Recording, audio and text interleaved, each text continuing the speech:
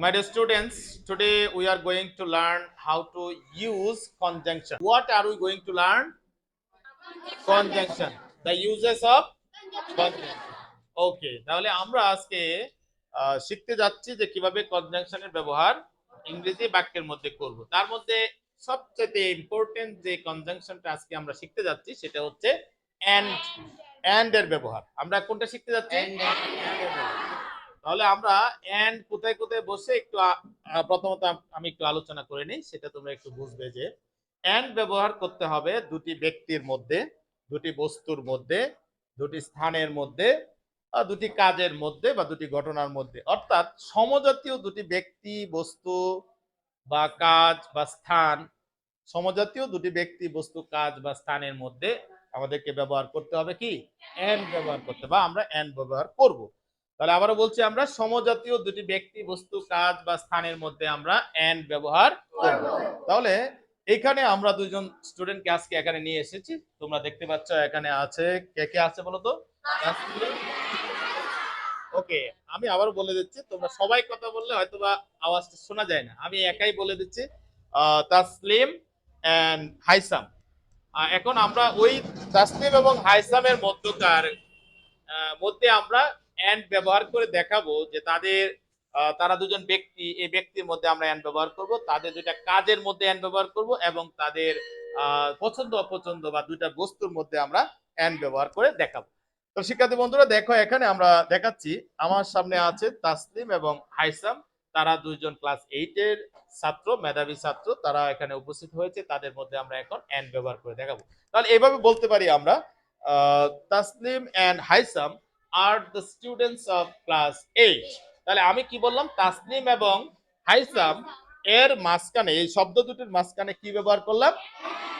And ব্যবহার করলাম। তারা দুইজন ব্যক্তির মাঝখানে আমরা এন্ড ব্যবহার করলাম। ঠিক আছে? তো এরপরে আমরা এখানে এই কথাটা বলে রাখি যে they come to school regularly, তাদের কাজ বর্ণনা করতেছি। They come to school regularly and read attentively. They come to school regularly and take part in their class very attentively. তারা স্কুলে রেগুলার আসে এবং স্কুলের কার্যক্রমে তারা অংশগ্রহণ করে বা পড়াশোনা করে। তাহলে কয়টা কাজের কথা বললাম?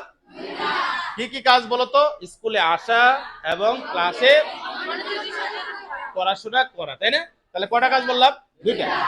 নেক্সট আমি যদি বলি, তারা পছন্দ করে, দুইটা বস্তু যদি বোঝায়, তারা পছন্দ করে, দে লাইক, তারা পছন্দ করে, খেতে পছন্দ করে দুধ এবং চা।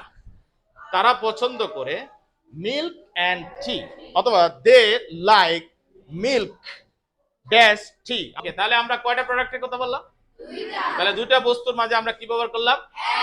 এন্ড ব্যবহার করলাম। এখন আসো আমরা যদি বলি, last year they visited Cox's Bazar dash Kuakata. বলো তো কি বলবো আমরা? Cox's Bazar dash Cox's Bazar and Kuakata. তাহলে কয়টা স্থানের কথা বললাম? তাহলে গত বছর তারা কোথায় কোথায় বেরিয়েছে? তাহলে এখানে দুইটা কিসের মধ্যে আমরা ব্যবহার করলাম এন্ড? দুটি স্থানের মধ্যে, দুটি স্থানের মধ্যে আমরা কি ব্যবহার করলাম? এন্ড ব্যবহার করলাম। তাহলে আমরা এখানে দেখানোর চেষ্টা করেছি শিক্ষার্থী বন্ধুরা আজকে যে দুটি ব্যক্তি বা বস্তু বা স্থান, মানে দুটি ব্যক্তি, বস্তু, স্থান বা ঘটনা বা কাজের মধ্যে আমরা কি বসাবো? এন্ড বসাবো। তবে সেটা হতে হবে সমজাতীয়। সেটা কি হতে হবে? তাহলে আবার যদি এক বাক্যে বলি, সমজাতীয় দুটি ব্যক্তি, বস্তু, স্থান, কাজের মধ্যে কি বসাতে হয়? ওকে, তাহলে আমরা যদি একটু উদাহরণের মাধ্যমে আমরা যদি একটু দেখাই, তোমরা একটু লক্ষ্য করো। এখানে আমি এতক্ষণ তোমাদেরকে যা শিখালাম তার প্রেক্ষিতে যে কথাগুলো বলেছি সেগুলো এখন এই সেন্টেন্স গুলোর মধ্যে তোমরা ব্যবহার করে দেবে। তোমরা এখন বলবে যে কোন জায়গায় আমরা কি বসাবো। আমরা যে এন্ড ব্যবহার করব, কিসের মধ্যে ব্যবহৃত হয়েছে সেটা একটু বলতে হবে। প্রথমত দেখো, যে সেন্টেন্সগুলো আমরা বলেছিলাম, Taslim dash Haisam are the students of class 8। এই সেন্টেন্সের মধ্যে তাসলিম, হাইসাম এই দুইটা শব্দের মাঝখানে আমরা কি বসাবো? এন্ড বসাবো। কারণ কি বলতো, এই দুইটা কি ব্যক্তির নাম না বস্তুর নাম? দুজনেই কোন ক্লাসে পড়ে? ক্লাস 8 এ পড়ে। তাহলে কি সমজাতীয় দুটি ব্যক্তির মধ্যে কি বসাই আমরা? এন্ড বসাই। ওকে, নেক্সট হচ্ছে they come to school regularly dash read attentively. Come to school regularly, come and read. কয়টা কাজের কথা বললাম? এক হচ্ছে তারা স্কুলে আসে প্রতিদিন বা নিয়মিত আসে এবং পড়াশোনা করে খুব মনোযোগের সাথে। তাহলে কয়টা কাজের কথা বললাম? মাঝখানে কি বললাম? কি বসাবো আমরা বলো তো?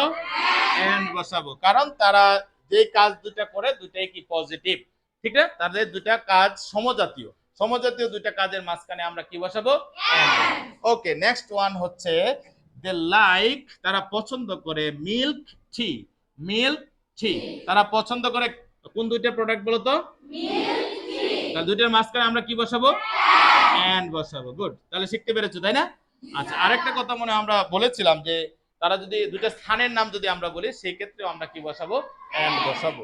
ওকে, তাহলে প্রিয় শিক্ষার্থী বন্ধুরা আমরা শিখতে পারলাম একটু ভিন্ন উপায়ে আমরা আজকে শিখতে পারলাম যে কিভাবে এন্ড এর ব্যবহারটা আমরা বাক্যের মধ্যে করে